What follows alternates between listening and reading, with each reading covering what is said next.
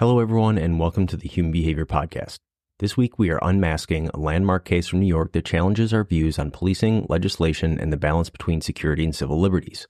During the episode, we explored the arrest of an 18-year-old under new mask ban law, delving into the legal and social implications of this contentious issue and how this legislation provides the police with a new method for establishing reasonable suspicion and what it means for our rights and protections under the Constitution.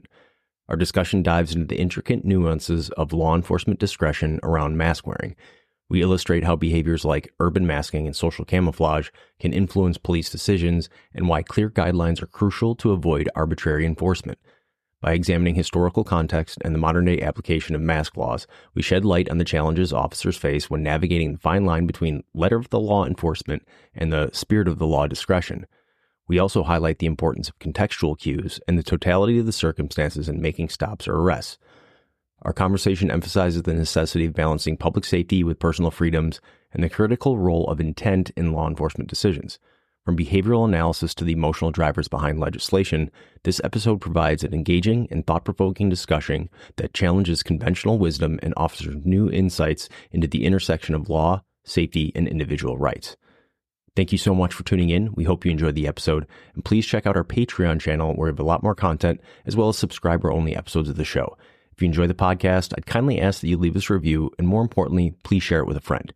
Thank you for your time, and don't forget that training changes behavior. Hello, everyone, and welcome to the Human Behavior Podcast. Well, I almost messed up my intro here, Greg. Welcome to you, Greg. Got a new little audio setup for myself, so hopefully it sounds a little bit better. Thank you to those who have reached out with feedback. I actually very much appreciate it, because when I was going through this and the way I listened to the podcast was coming through my computer, and I didn't always listen to it through headphones. So I didn't realize that there were some audio issues. So for those of you who did reach out and say something, thank you so much. Any feedback we get from everyone is always very much welcome. So today, what we're going to be talking about is a case out of the East Coast from New York, where someone is, the suburban New York police make first arrests under new law banning face masks. So I'll put the link in the episode details, but I do want to hit some of this because there's a lot we can talk about here within this case. And actually, even the way it's written, there's a lot we can talk about. But so this is literally just happened, I think, over the last weekend. But police responded to a call of a suspicious person. So they go up, they detain this man because he's wearing black clothing and a black ski mask that covered his face except for his eyes. So like old school, like 1980s, like movie face mask, like criminal bad guy, like literally black face mask with only holes for the eyes. Oh, it reminded me of what's that, Boondock Saints, where they're like, he's got the guy can't get his mask right. But so important part of the story, the department said the 18-year-old displayed other suspicious behavior, including attempting to conceal a large bulge in his waistband and refusing to comply with officers' commands. So that's actually a very important part of the story too. So the officers say the bulge turned out to be a 14-inch knife, and he was placed under arrest without further incident. He was arraigned Monday on charges of criminal possession of a weapon and obstructing governmental administration. He's also going to face a misdemeanor violation of the face mask law in the coming days, they said. So they haven't, I guess, charged him with it yet. They're going to figure out how to charge him with it. But they said, and people signed this mask ban into law are saying, hey, this rule is working. But what they're saying is, our police officers were able to use the mask ban legislation as well as other factors, which is a very important statement, to stop and interrogate an individual who is carrying a weapon with the intent to engage in robbery. So what he's saying is this law gave police another tool to stop this dangerous criminal. Of course, now he's got some representation.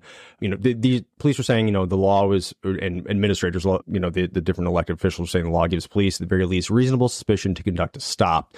And then, let's see, make sure I got everything. Then they can forcibly stop someone in New York State if they're suspected of committing a felony or penal law misdemeanor, which is where this new law falls.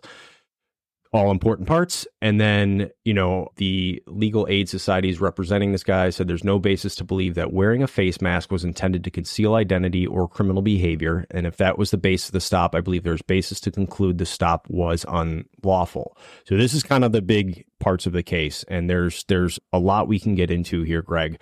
I'll throw to you before I get into anything, but all of these points are important. The face mask law is interesting to me. I guess these police officers are going to be quite busy coming up the end of October, ruining Halloween celebrations if it's a mask law violation. But why? Let's start this. Why are we going over this case and with the listeners? Yeah. So there's two sides to the caper. The side that says this is yet another ploy, an end run, a reach around for the Constitution. And then the other ones that say, no, it makes absolute sense. So there's historical preference. First, for anybody that just crawled out of a cave, probable cause is the minimum legal standard to apply for a search warrant or an arrest warrant.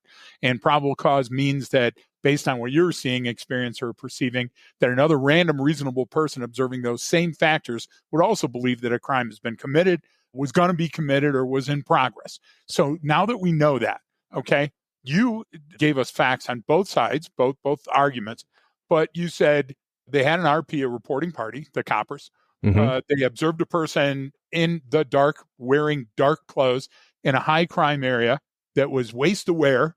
Do you see what I'm trying to say? Those things are called probable cause. Those are artifacts and evidence to support probable cause. Or at least reasonable suspicion, at least. Right. But I think that the group of them together and then wearing a mask was plenty for them to go up and do a contact. And the contact is a street interview. Oh, absolutely. And so an interrogation, again, and I'm just bashing on the people that write articles, an interrogation means custody applied, that the person is in custody and he's not free to leave. And now you're asking pointed questions about why were you there? What was it? The street interview is, hey, what's up? And the guy is not following commands and they see that he's waist aware and they pat him down, which they have the absolute right to, and he's got a weapon. So that's plenty. Now, where did mask laws come from? It wasn't COVID. And most people, we joked, Brian, many times about you'll never be able to use that as probable cause again. And I still believe it's right. Those masks were around when stagecoach robbers were around. Those laws were around when Ku Klux Klan was attacking and lynching people. Those laws have perfect precedence, historical, when you're talking about a riot or insurrection or in the performance of a crime. I think it should be added there. Yeah. But it's saying that, hey, that person's wearing a mask, that's enough, a misdemeanor to create PC. I think it circumvents a whole lot of stages that you should meet, don't you? So that's kind of my sort of rub with it. And I mean, this one, it appears from the other facts of the case that he was, there was something going on here and they intervened and likely, prevented maybe a home invasion or, armed robbery or whatever. But it's it's like when we talk about body language and stuff too. It's like if you're starting with this one thing and then working your way back, I think you're getting yourself into the trick bag because it's not the actual item itself. It's the intent and use of said item. So in this case, it's the face mask or the, now, even with that, are there different types because of, it's not like a medical one where you see people wearing, especially if they're in public a lot and they're sick or they don't want to get sick, right? That's very different than, the type of mask he's wearing. And I get that, but it's this reliance on an item or a thing that I have the problem with because it's the intent behind it is so much more important. Because even look in there, one, obviously, the police were called to the scene. Some member of the public thought that this person was acting suspiciously. Okay. Exactly. So that's we're already starting there. He's wearing, all black and he's attempting to conceal something. At this point, the mask is irrelevant, I think. But now it adds weight to this person is attempting to conceal themselves for some purpose, obviously, because a mask does, especially the type he was wearing. But to me, it's almost like this making this law about an item. I mean, I think it's ridiculous. You know what I'm saying? You're relying on an actual physical object versus the totality of the circumstances, the intent behind it, and someone's actual behavior. Because I mean, again, it goes to the Halloween argument. Like I'm testing out my new Halloween, costume for this year. I don't know. I mean, we're getting to that time of year. It's 2 months away. So, you know what I mean? Like what are you supposed to do here? Christmas. Exactly. So listen, let me depose you briefly to show the folks that might not work in law enforcement or corrections all the time, how PC probable cause works. So, Brian, you work out. Have you ever had a run or a jog, whatever you want to call it, as part of your workout? Yeah, definitely more of a jog now. Okay. But now, right, run. you're getting older. Do you choose specific clothing for that run or that workout? Stay with us. We'll be right back. What you do in this moment matters. Join us for the Upstander Ripple Effect podcast for stories of people using their character strengths to be the best of humanity today.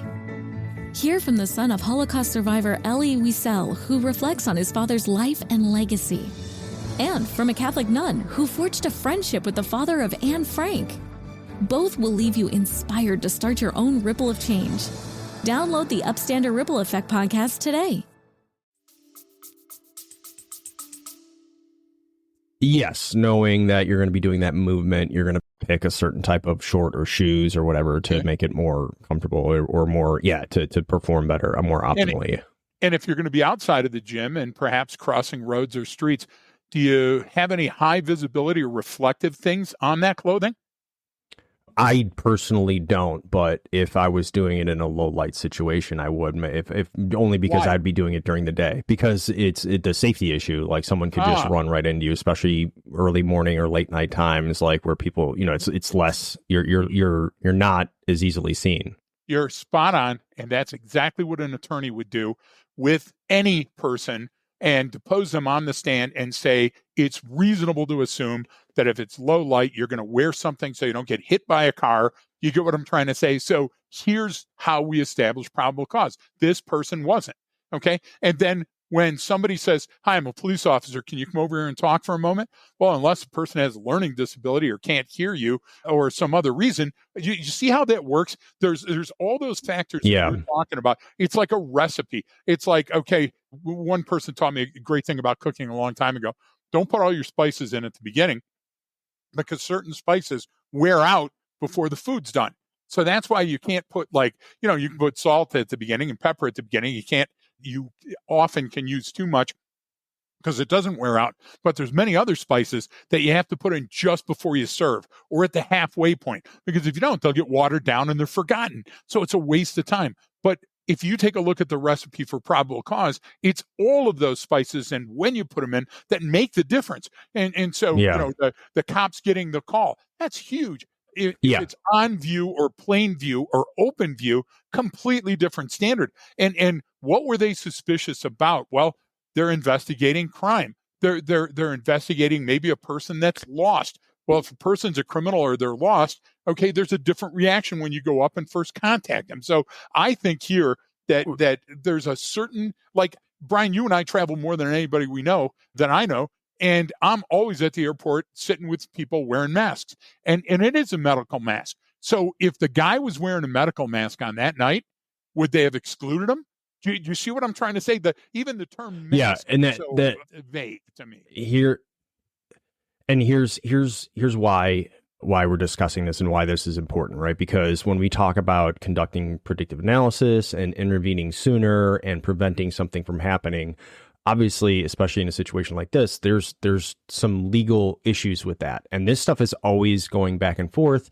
Like, a lot of people don't like the concept of a pretext stop, or I saw you commit a traffic infraction, but I think something else is going on, so I'm going to pull you over for that traffic infraction. Even though the Supreme Court has held up this kind of stuff, it comes out in the media and in the news a lot, and there's these discussions. It's, well, you're only stopping people because of this, and you shouldn't be able to do that. And it's like, well, but that's how we prevent people from, or that's how we lock up people that have outstanding warrants. That's how we prevent future things from happening. Right. That's how we prevent this from escalating. That's how we get dope off the streets. That's how we get, I mean, it gives this appearance of, or people think it's like some legal gray area, because in the past too, it has been used to harass people or do something wrong, right? The problem with it is it's seemingly subjective. So therefore people go, well, it's going to be misapplied. But really, any law or any statute or any power or authority that anyone has over another has the potential to be misapplied. So there's always a cost-benefit analysis. There's always a balance of, well, I mean, just in general in the United States, right? There's a balance between, safety, security, and personal freedom, right? And what you're allowed to do. Like, I mean, that's a constant debate in any democratic, free society, that those things are always going to come up because they have to. Because I mean, it's like, okay, everyone hates going through security at the airport, but like you're giving up some of your, your personal rights, you're giving up your personal freedoms because you're allowed to be searched in order for the greater safety of everyone else. So that's a constant argument. It's a constant discussion in the background in any functioning democracy. So you have that element. And then now when it gets down to this level, it's like, well, you're just harassing me because of this. It's like, okay, well, no, I pulled you over because you had a broken taillight. He's like, well, I don't have the money to fix it. It's like, okay, but that doesn't mean that now I can have the discretion and not give you a ticket because this is, right. You're not committing any other act, but it allows me access to see if there's anything else going on here because I have some other suspicion that maybe some other crime is. And when you get down to that, this is the problem too with different policies and different laws. It's easy to pass the law. It's easy for this court to decide something. It's easy for the Supreme Court justices to write an opinion and decide on something. But the reason why there's still constant cases is because when the application at the individual local level, it gets complex, and it is a case by case basis.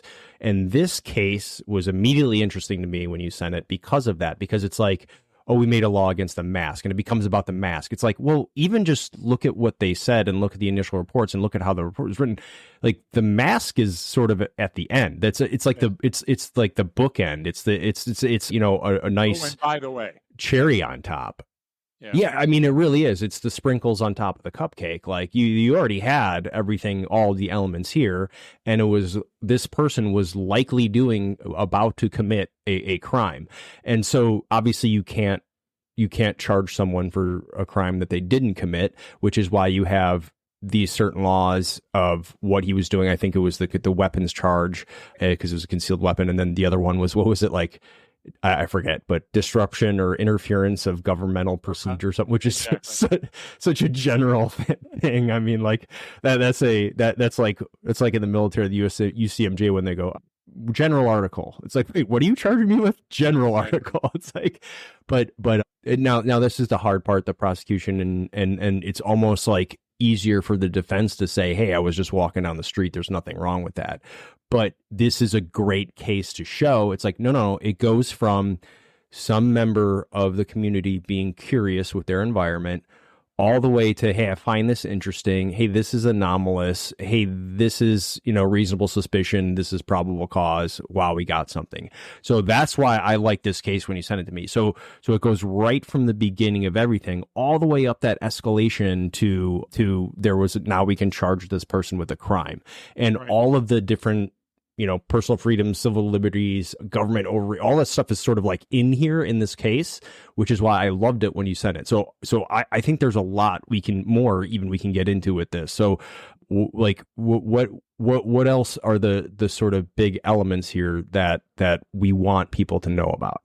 Well, the first one that I would add by the way, to unpack, I had to write a bunch of stuff down while you were talking. And remember, folks, we talk stream of consciousness, so you should write that down too, so you can ask follow-on questions or read the article and then come back to us, because when you're talking at a rate like this, there's some things that fall under the rug and we don't want them to. Yeah. So one of the things that Brian brought up that was great is about the law. Well, this law seems to me on its face to be unconstitutionally broad, and anytime something is too broad, it has to be narrowed. So sooner or later, the courts will catch on and narrow it. But what we could do is we could lose some good cases in the meantime, because what will happen is they'll throw out the evidence, and evidentiary value is hugely important, and convictions. So then the second part of that is that you don't want to have a law on the books that feels unscrupulous. And anytime that you lack intent. So when I'll give you an example. You and I have both seen mugshots over the years where people took a magic marker and covered their face, or people took face paint or camouflage paint and covered their face. Well, technically, that's a mask of some kind. You're masking something. Well, if you're masking your intentions, that's important to me. If you're wearing a mask because you're a magician, that doesn't demonstrate intent. Again, the unconsciously broad. Well, there is intent behind that, but the intent is part of the act and the entertainment versus there. Why do you feel the need to hide something? Is criminal intent present? Because if it's not, then you can't just going on a fishing expedition over and over.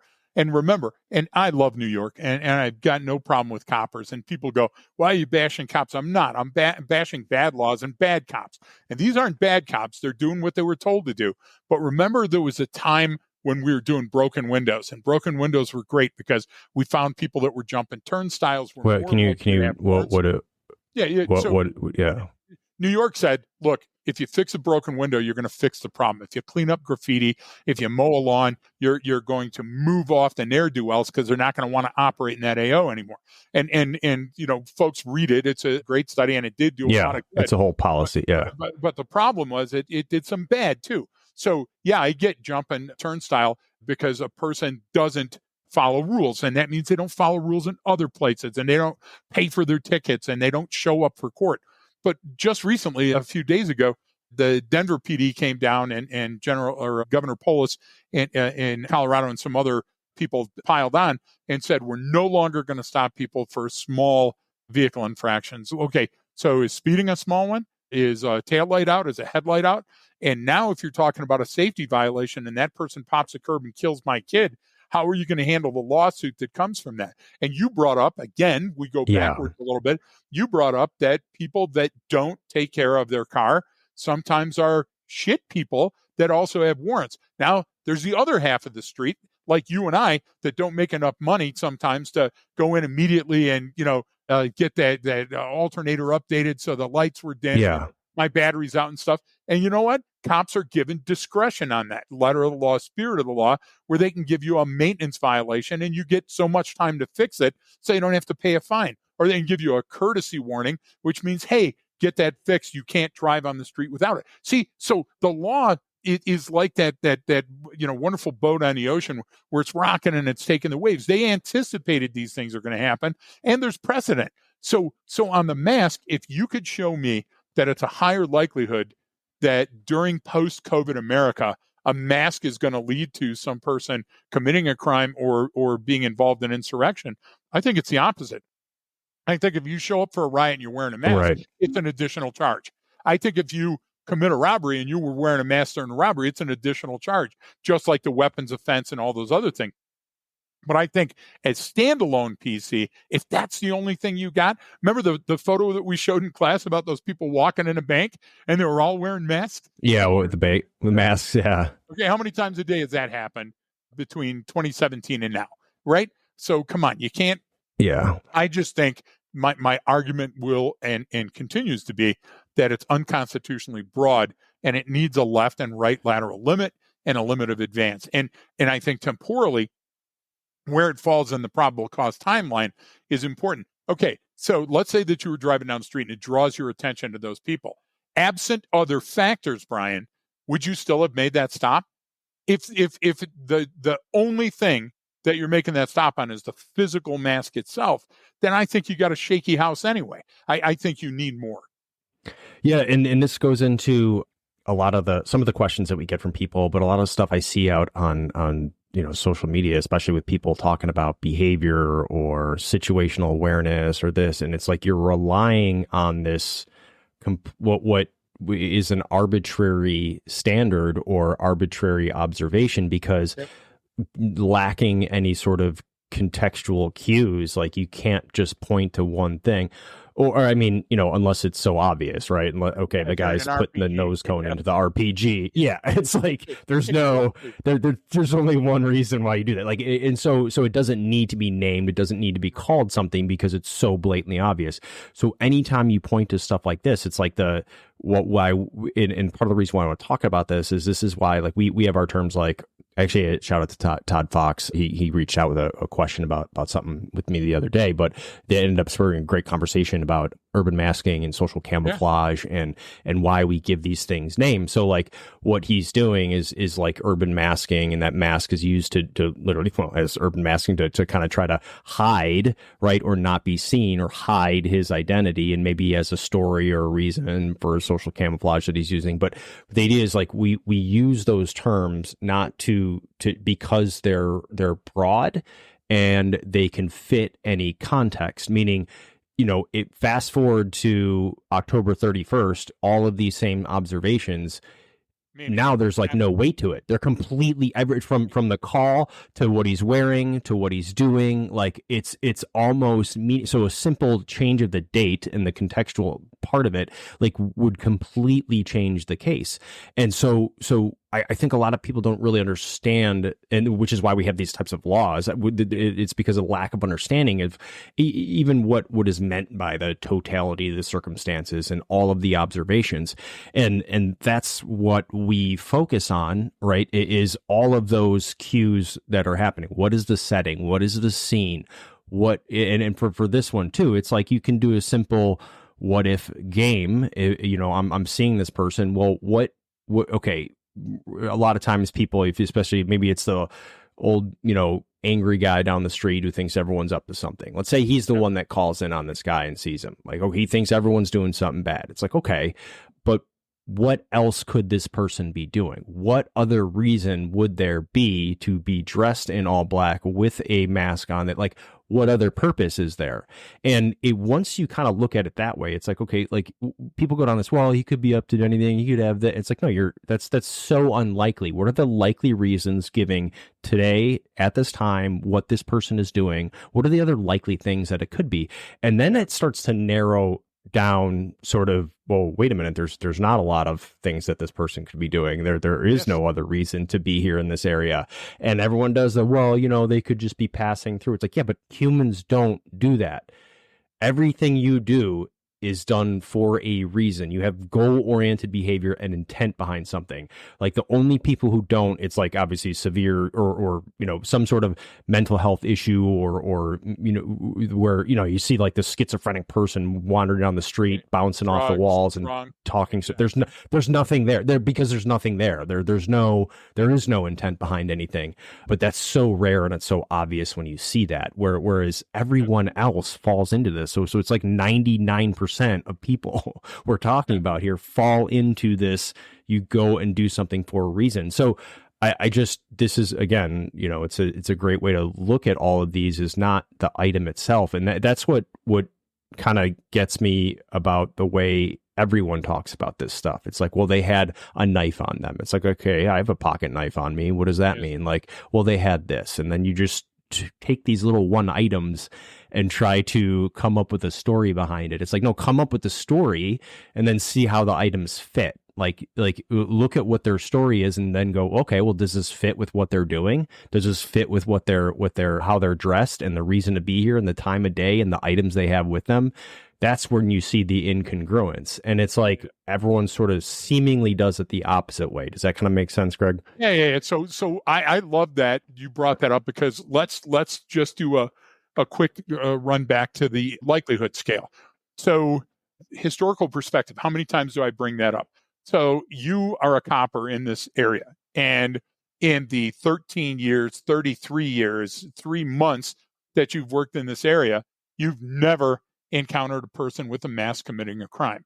Or you've often noted that when you contacted a person wearing a mask, they were in commission of a crime, or whatever the answer is. So when I talk to a person and they jammed their hands down in their front pocket, in 75% of the cases that I was on, it always meant they were concealing drugs or narcotics or paraphernalia. Okay, whatever that is, that's how you build probable cause. You know, that's how you predict what's likely coming next. And the explanatory storyline doesn't come from you. It's an argument I had with Mooney and Van D. You know, that, well, so many possibilities. Well, there's not so many possibilities. Well, the possibilities are endless. They're not endless possibilities. Idea they're not. They're finite. Right. So if you lift your left foot, you're likely going to put that foot down at some point in the near future. Okay. So Yeah. the idea is it's how you're looking at the information. If you say, well, not enough information, you're not looking hard enough. And that's your job. And your job is to measure things against a baseline for behavior that everybody does in that same situation. So now this guy, I've seen him in the dark, walk back and forth 3 or 4 times. And every time a car comes by, he steps into the darkness, And is there shadow and darkness at night? Yes, of course there is, right? Because there's light pollution. We know all that. Do your homework. But the idea is, unless this person is a suffering albino vampire, you get what I'm saying with skin issues. Okay. What would be the reason for that? So I watch a few times and then I drive by and the person conceals himself and I go, hey, what's up, bub? Where do you live? Do you live here? Because if he lives there, then I got to mind my own effing business and go on patrol, you see? But he's got a dog with a vision issue and he can bring it out at night. Of course, there's going to be a reason behind it. But if there's not a reason behind it and it defies logic and it's not normal human behavior, clinically normal human behavior, then it's worth investigating. So what separates that? Sustained observation. What takes away sustained observation? A call from somebody going, hey, I don't know this guy. He's in my neighborhood and he's acting suspiciously. So the idea is you have a threshold of action or for action, if you want to use it that way. And that threshold means that if you meet reasonable suspicion, then you got to look a little harder to get the probable cause. And you don't want to throw things in that are going to just muck it up. So if I already have reasonable suspicion and I'm building probable cause and you're wearing a mask and I believe that a crime is afoot, now I've got it. Now you've met that threshold. People driving wearing a mask. Okay. That's interesting. Hanging a bandana from your column might mean that you cracked the column and it's a stolen car. Hanging bandana from your license plate might mean it's a false plate, and you're trying to conceal something. So to me, intent is a much better standard to develop first, because then you go, wow, of all the things I can think of this person's doing right now, the one that has the highest quotient for intent and the one that's seemingly the most obvious is that person's going to punch you or run from you or shoot somebody or do something. And Brian, that's an easy standard to meet if you have a system, if you have a process, right? And so this is, kind of what we started discussing earlier too, was, you have for this specific case, the New York Civil Liberty Unions, which criticized this mask law, and it says it's ripe for selective enforcement by police department. And of course they added with a history of aggression and discrimination, which, okay. Then you have Disability Rights of New York, same thing. They said it was unconstitutional discriminating against people with disabilities. And then there's some federal class action lawsuit. It's a temporary restraining order and a preliminary injunction to immediately stop enforcement of the ban. And so this was approved by their legislator, and then they're saying in response to anti-Semitic incidents often perpetrated by those in mass, right? And so the law makes it the intent behind it and what it is it's not going after some weird political issue or something. It's just saying, hey, this is what's happening. This is what we're seeing these. But it says the law makes it a misdemeanor punishable by up to a year in jail and $1,000 fine for anyone in Nassau County to wear a face covering to hide their identity in public. And then it exempts people who wear masks for health, safety, religious, or cultural purposes, or for the peaceful celebration of a holiday or similar religious or cultural event for which masks or facial coverings are customarily worn. So that there's my Halloween argument. But it has these, reasons in there or exemptions in there. And again, it's about, people forget too, when you're in public, you have no reasonable expectation of privacy. Legally, you can, you can be filmed, you can be recorded, people can watch you when you're out in public. There's nothing against that. So, any attempt to conceal your identity for some reason is what it is. And that's very different than wearing a mask for medical or religious purposes or Halloween, right? Those are specific reasons versus just I'm trying to hide my identity, which this is the pushback, is that some people's like, well, why? I don't have to show my face in public. I don't have to show, which, okay, like I get what you're saying, but it goes right back to what you talk about. Well, there's historical precedent for something where people typically only conceal or feel the need to conceal their identity when they're doing some sort of criminal act or something they're not supposed to be doing. So that's the sort of balance there with the argument, right? That's the crux of the issue is, well, I should be able to do what I want and dress what I want and say what I want and do what I want. It's like, yeah, okay, you're right. You should be free to, do as you please, so long as you're not impeding on the rights of others. This is the general concept behind our legal system and our laws. But because people do, and because they use it in this manner, and it's happened so much over the course of history, it adds weight to that. Well, the reasoning behind it, right? It's not just like an arbitrary thing that they came up with. It's for a specific purpose. And then there's even exemptions to that purpose, like most laws will do. It's not just a black and white thing. There's always some gray area. But that goes back to what they're talking about, is that it can be, and what I brought up was that then it becomes selective enforcement. Then we only go after certain people for wearing masks and not others. And it's like, well, yeah, of course that could happen. But when it does, you can figure that out and try that out in court, right? I mean, like, you can't just not do something because it could be used, for another purpose. I mean, I think, I don't know. It's an interesting legal area, which is why we're talking about it. Yeah. And again, it just goes back to what we even brought up at the beginning, is that, like, if you're starting with this one arbitrary item or thing, then you don't have to do that. Right. Start with what's going on. And that's what makes this person's behavior suspicious. It's not the mask itself. Yeah. And your argument about a thing seems two-pronged, but folks, it's the same coin. It's just two sides of it. So I'll use your argument for why I believe that this traffic enforcement, saying, oh, just don't enforce these lower level. Look, if you're going to enforce a traffic law, and let's say it's not a major thing, it's fail to use a blinker, that leads to road rage, which leads to death. So enforcing it is a good thing. Now, you enforce it and find out the person is indigent and they don't have enough money to fix whatever, and they have some other problem. Well, that's what the courts are for, and that's what discretion is for. So the idea is, you said it early on in the broadcast, that it's a case-by-case situation. But tying up law enforcement and saying we'll no longer do them. Why? We'll no longer do them because we're targeting a specific population? Well, that's wrong by the Constitution anyway. So that means the law has to change. So if you're talking about something, let's make sure that we go at it the right way. There's people that say, what's wrong with, these demonstrations where we knock over shit and burn down stuff and everything else? Well, you obviously haven't read your Constitution, because it's peaceable assembly. Yeah. And you have the right to peacefully assemble anywhere, but you don't have the right to do other things. So we cannot pick and choose. And that's specifically what selective enforcement is. But we can't do it on either side. We can't do it where the cop does it, and we can't do it where you, Brian, as a private citizen, pick and choose what you'll do and what you won't do. I tell you what, I don't feel like this is important. Well, now you're a constitutionalist, maybe in the bad sense, the 1%er, that say, hey, I'm going to draw my own license plate and with cardboard to the back of my car.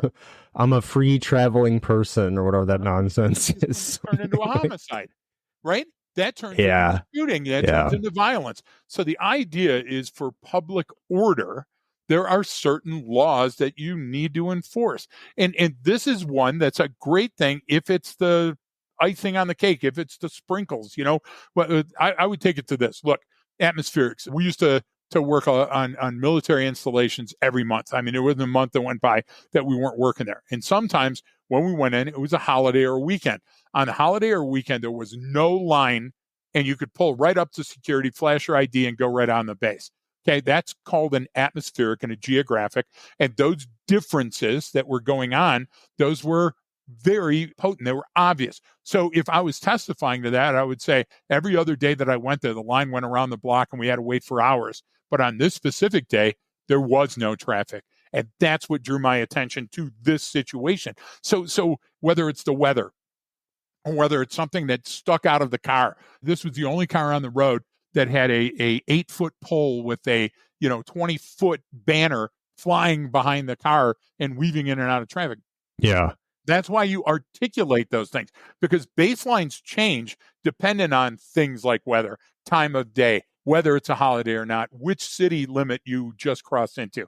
And so you have to constantly update that information. And we're not talking Boyd Zoodle loop.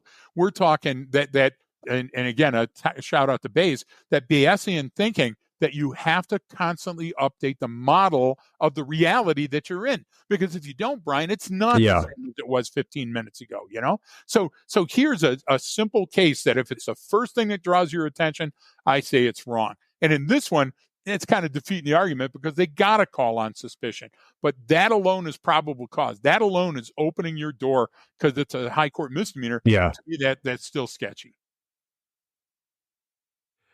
Yeah. And, you know, it's again why we're discussing this, you know, specific case on, you know, the human behavior podcast, is that it's like, I mean, I already said it, but it's like unnecessary to look at these different items. I can back to what you said, is just really understand a baseline and understand normalcy and what's typical. And there's this goes back to, you know, one of the things I always tell people is like, look, human behavior is way simpler than you think, but also way more complex than you realize. I say it's like way simpler than most people are willing to accept, and also a lot more complex than people understand. And those two things can be true at the same time. Like you can be your own unique little individual and have your own thoughts, feelings, and emotions and experiences. But at scale, across the population, they're rarely ever unique, and they're rarely ever different, meaning the details are different, the time, the location, the date, but the overall, you know, I would say prototypically sort of the same, right? The different experiences that people have. And because, you know, because I'm a huge, like, one of the greatest things about our country is that we have these civil liberties, we have free speech, we have the ability to literally, we're predicated on, you should be able to do whatever the F you want, so long as you're not impeding on the rights of others. Like we have so much freedom. And so with that comes issues, it comes problems, it comes security concerns, it becomes, what is government overreach? We have local, state, and federal, like all of that stuff gets tied in together. And so, which is why the law is what it is. So the law is written down so that it's black and white. However, the interpretation of it is contextually based. Therefore, it can't be oversimplified, or it can't be put into such a narrow box, but it also can't be too broad, like you talked about. Like, this is like, maybe this is too broad, maybe this is too far, and that stuff gets dealt out every day. But it's so like, it's so analogous to behavior in general, Greg, right? Because, you know, yeah, you can do whatever you want, you can go along, but it doesn't matter. You're going to set these specific patterns, even when you're trying not to sometimes, right? Yeah. It's like you brought up the military stuff. The military example was, you know, you have to, you know, don't walk along the ridge line because you can be seen for freaking miles up there. So you go what they call the military crest below that. But the problem is too, if you're walking along something hill, guess what you're going to start doing? You're going to start going downhill, because naturally gravity, the brain wants the easiest way to go. So you actually have to plan for things. You actually have to take a look at your route and go, did I take this same route before? Because you will, even when you're trying not to, you default to easy mode and you default to what you know. And so that's kind of the point of all of this in this case, because this is a great discussion to get into all of these different details. Like, you could break this case down and do 10 minutes every day for the next 2 weeks or something. You know what I mean? Like, you could break these issues down into like modules almost, or discussion points, and keep the same thread going of the same case. That's how much is in here. Because, you know, a lot of times we have got it before. It's like, why do you guys pick these random things? It's like, well, they're not random. I understand why you think they're random. And like, how come you guys don't comment on like some new thing that's going on? It's like, well, because the details aren't out yet and we don't know what actually occurred. You know, and it's like, when you have to pick one apart, because otherwise you'll get, you know, horrible analysis and it'll all be wrong. But the other thing is, these are the elements and these are the cases that matter, right? Meaning this is a window into so many different areas, and the big ones that we hear about on the news are typically not the best for learning points. They're like, okay, well, it's obvious something went wrong and someone made a mistake, and that's why this occurred. So it's almost like not great for analysis. Or they're just, eye candy. Hey, look at this first sentence. Do you want to read more on a caper that's very interesting or new? But Brian, just because it's nuanced doesn't mean that it's going to have longevity. Doesn't mean it's going to impact my life or livelihood. Yeah, and then that's why we picked these ones too, because this does impact kind of everyone at an individual level. A law like a mask law, because you're kind of saying the government gets to decide what you can wear. You know what I mean? I mean, it's getting into that area. But let's talk about that. Let's talk about some companion capers that are close enough that you'll start seeing our reasoning.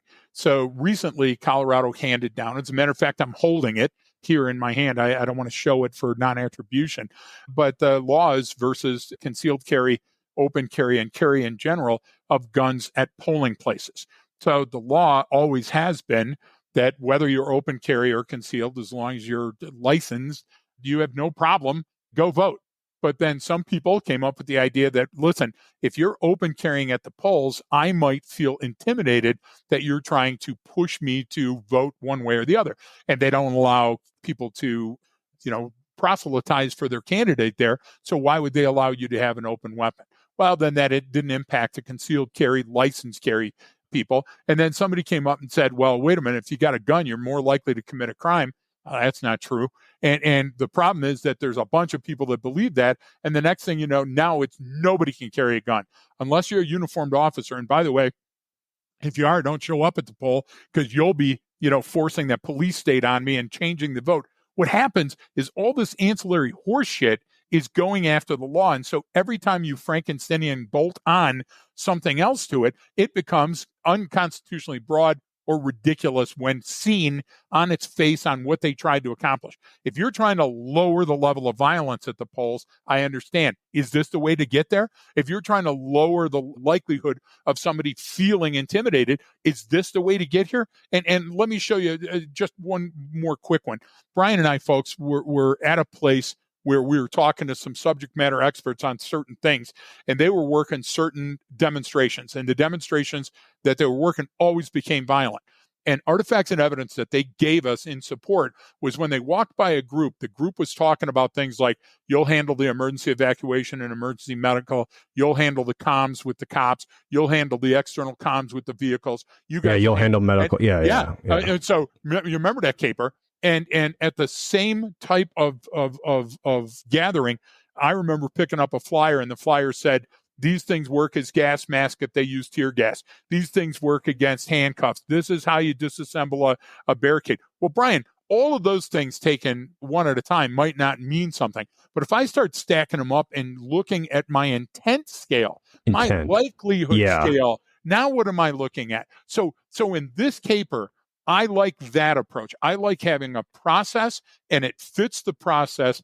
But anytime I have a process and it's the first thing I'm looking at, that becomes the lens that shapes my vision on everything else. So I don't want it to do that. I don't want just the person wearing a mask alone to start going, that's suspicious. Because once we use the word suspicious, we're hooked. If we go, well, that's interesting, because the person's standing out in front of a 7-Eleven wearing the mask and it's a high crime area, completely different standard. And I think that's what we endorse, and I think that's the direction that we like to demonstrate to people. Yeah, and the interesting versus suspicious, this is a great one, because typically someone from, the public calling in, they're going to say, hey, this is suspicious, or I think this, and you're already starting to, you could jam the square peg in the round hole, but then again, most police officers are going to go, okay, like, great, it's suspicious, maybe it's not. You know what I mean? Like, because you have the street experience of people calling in and saying everything is suspicious and this is weird, and it's usually, and most of the time it's not anything. But the problem is, when it is something, it's usually something very serious. Like this guy, an armed robbery or an armed home invasion. Like it goes right back to the groups you talked about with the example. When you're taking these steps, you are creating a plan to do these things, and because you're expecting them to happen, that demonstrates your intent. If you're showing someone, this is how you bypass a locked door. This is how you bypass these security measures.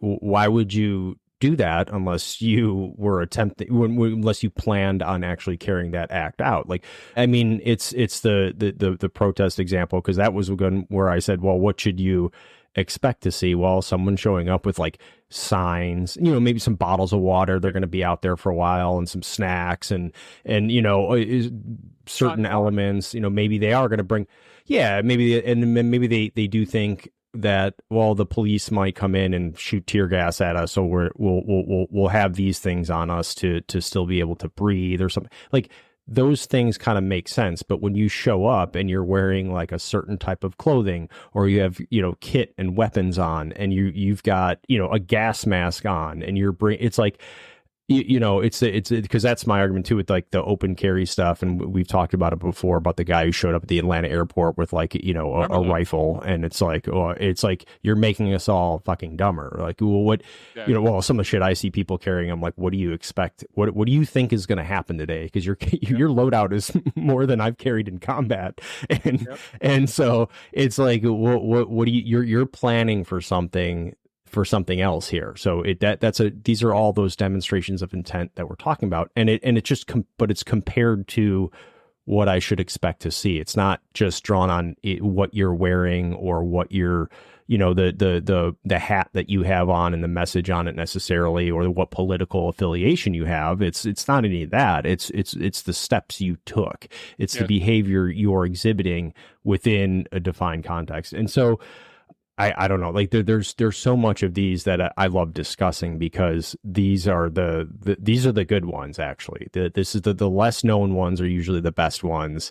And you're not going to get a documentary made about this, because it's seemingly nothing there, where I'm like, no, this is everything. This is the law. This is the behavior. This is what rights you have. This is a concerned citizen trying to make their neighborhood safer, you know what I mean, and doing the right thing. And it's police intervening before a situation occurs, and that's hard to do legally, right? If I don't know how to articulate that, if I don't look for those things or find things curious or interesting in my environment.